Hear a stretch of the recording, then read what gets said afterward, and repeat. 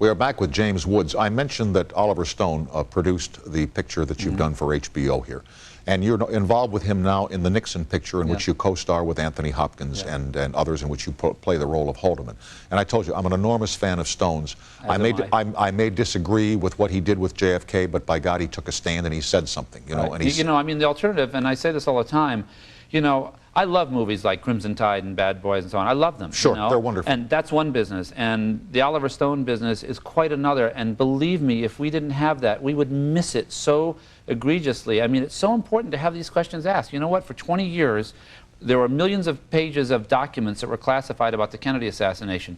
You may not agree with what was said in JFK, but when after the movie came out, there was enough investigation finally that those documents were released. So, you know, let the man do his work, because he is I mean, I said today in a newspaper that he's a national treasure, and I mean, as a personal friend, no question, as a personal friend and an artist I admire more than any on the face of the earth. It would be an enormous pleasure. Didn't he do the picture Talk Radio with Eric Bogosian? I mean, this picture, I was in Talk Radio at the time, and I looked at this work, and I found things about it that I thought were not representative, but by God, it took a stand. Yeah, and also he finds the heart and soul. Like you talk about Nixon, for example. Here's Anthony Hopkins, one of our greatest actors, and after working with him all these past weeks, he's breathtaking.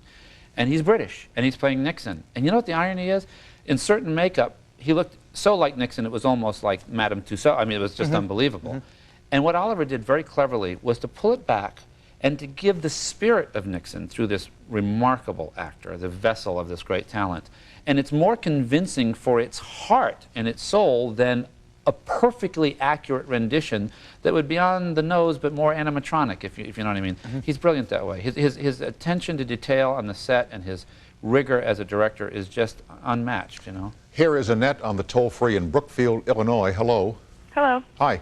I'd like to bring your viewing audience of females down a little more. I'm 19. Okay, thanks. Say hi to James Woods. He's right here, Annette. Hi. Hi, Annette. How are you? Oh, great. I love you as an actor. I think you're terrific. Oh, how nice of you. Thank you. I'd just like to ask you, do you think that people, other actors, turn down roles such as this because of the controversy surrounding the cases?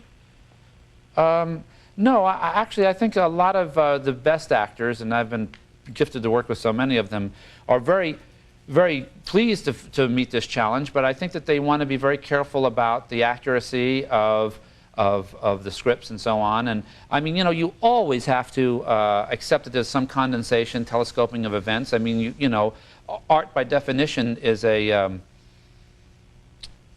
process by which we experience a lot of detail and then regurgitate it in a structured form that makes it more palatable to an audience as finally and ultimately an entertainment. Not that something like McMartin can be an entertainment, but it is in the sense that through the story we get the idea of what happened rather than just a boring delineation of the facts for months or years or whatever.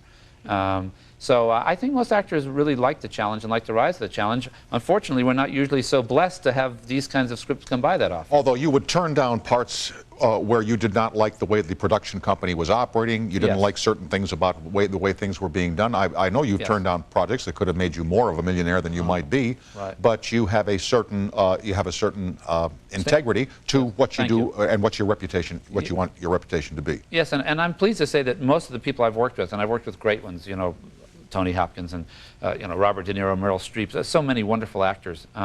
And they all seem to have a very high standard along these lines. I mean, it's surprising how nice many people in our business are. Well, you know, I was listening to Jack Lemmon on a radio interview this afternoon, and he was asked, you know, about working in this business. And he said, you know, the great thing about people who work in my business as an actor is that after you've been around for a while, as you have, as he has, you all to each other remember the good ones, and you forget the ones that may not have been so good. Right. You know, as he said, they forget the bombs, but they remember Mr. Rogers, or in your case, I would remember forever.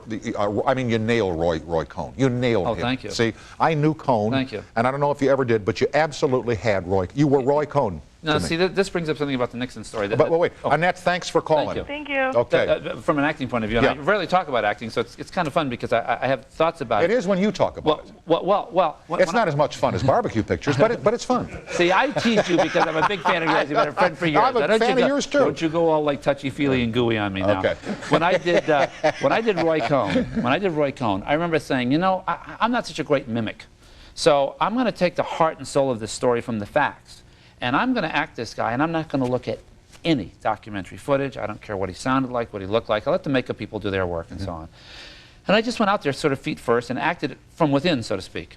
And about 2 or 3 weeks into shooting, I was doing the AIDS sequences, which are very difficult. And I'm walking around as a little Johnny with my ass hanging out, the thing tied, you know, there's rubber on my head at 4 o'clock in the morning, schlepping around, you know, looking like Roy Cohn. And I walk in, and they have his 60 Minutes interview on with Mike Wallace on one of the TVs. And I walk in, and I go, oh, I didn't want to see Roy Cohn. And I look, and I go, God, that's kind of the way I'm doing him, as if Roy were, you know, acting himself. Yeah. And I said, God, and it taught me a great lesson then, which is that it's like idiot savant thing. It's not like I'm so talented or great or anything else. And Tony and I were talking about this today. We just have a gift, thank God. I can't sing.